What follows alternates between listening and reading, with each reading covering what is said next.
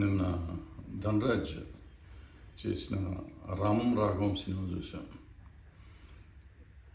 ఓ మంచి సినిమా అంటే నేను చాలా కొన్ని వేల సినిమాలు చూసుంటాను, అన్ని భాషల్లోనూ చాలా సినిమాలు చూశాను.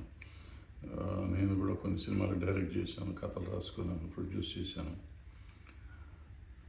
ఎన్ని సినిమాలు చూసినా కానీ నాకు ఇలా కూడా ఆలోచించవచ్చు అనేది ఎప్పుడు అనిపించలేదు. చాలా సినిమాలు ఒక రకరకాల కథలు ఉంటాయి. మనం మామూలుగా చెప్పే కథలు 9 టైప్ ఆఫ్ కథలు ఉన్నాయి అంటారు కదా. అలాంటి కథల నుంచి కూడా బయటికి వెళ్ళిపోయి ఒక కొత్త కథలు తయారు చేసేది. మనం ఎప్పుడు తల్లి మనసు, తల్లి ప్రేమ గురించి మాట్లాడతాం, మనకి బాగా అలవాటు. తల్లిని గురించి మాట్లాడతాం అలవాటు. తండ్రిని గురించి పెద్దగా ఎవరు మాట్లాడరు. బట్ తండ్రి పాత్ర పిల్లల అనేది ఎంతవరకు ఉంటుంది అనేది పెద్దగా మనం ఇప్పుడు చర్చించినవి కూడా చాలా తక్కువ. ఆ మధ్యకాలంలో బొమ్మరిల్లు సినిమా ఒకటి చూసాం. అప్పుడెప్పుడు మేము తీసినప్పుడు కోతల రైడ్ సినిమా, అటువంటి చాలా సినిమాలు ఉన్నాయి, కొన్ని ఉన్నాయి, బట్ ఇంకో డిఫరెంట్. బట్ ఈ టైప్ ఆఫ్ ఆలోచనే మనకు రాలేదు. ఇది ఒక ఫ్యామిలీ సినిమాని ఒక థ్రిల్లర్ లాగా చేశాడు, అద్భుతంగా చేశాడు. సెంటిమెంట్ పెట్టాడు, థ్రిల్ చేశాడు. ఫస్ట్ టైం డైరెక్షన్ చేస్తూ ఫస్ట్ టైం సముద్రకని గారితో చేసిన అది అద్భుతంగా ఉంది సినిమా. మన సినిమాలు రాలేదు, మంచి సినిమాలు రావట్లేదు చోట్ల తెలుగులోనే మనకి ఎందుకు తీయరు, మలయాళంలో తీస్తారు లేకపోతే ఇంకో భాషలో తీస్తారని మనం అంతా అనుకుంటాం.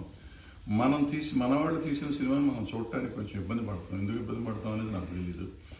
సో నిన్న అనుకోకుండా చూడటం జరిగింది ఈ సినిమా. రామం రాఘవం అంటున్నారు, ధనరాజ్ చేశాడని చూశాను. బట్ పెద్ద ఇంప్రెషన్తో వెళ్ళా నేను, ఏముంటుందిలే సినిమా అని. ఎందుకంటే ధనరాజ్ హీరోగా చేయటం ఎంతవరకు ఉంటుంది అనేది నా ఫీలింగ్ ఉండేది సినిమాకి వెళ్ళే ముందు. బట్ వెళ్ళి వచ్చిన తర్వాత నిజంగా సినిమాకి న్యాయం చేశాడు. అండ్ అసలు కొత్తగా ఆ ప్రజెంటేషన్ ఆలోచన విధానం, అసలు అతనికి ఆలోచన ఎలా వచ్చిందో, ఆ కథ ఎలా పుట్టిందో నాకు తెలియదు, కానీ అద్భుతంగా ఉంది. పర్టికులర్గా ఒక చోటైతే నా కోసం వెయిట్ చేస్తున్నావా అని సముద్రకని గారు డ్రైవర్ని అడుగుతారు, లారీ డ్రైవర్ని. అక్కడ అసలు ఆపుకోలేము, అంత అద్భుతం అన్నమాట. అంటే ఒక తండ్రి ఒక కొడుకు కోసం ఏదైనా చేయగలడు, ఏదైనా చేస్తాడు అనేది నిజం. అది యాక్చువల్ నిజం చెప్పాలంటే అది నిజం. బట్ దాన్ని ఎక్స్ప్రెస్ చేయలేరు. ఇప్పుడు మగవాళ్ళు ఎప్పుడు ఎక్స్ప్రెస్ చేయరు, కనపడదు అది బయటికి.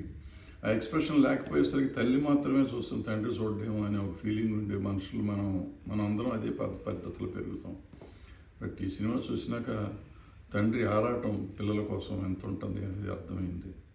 అద్భుతంగా తీశాడు ధనరాజ్. అందరూ తప్పకుండా చూడాలి, థియేటర్లో చూడండి ప్లీజ్. Thank you.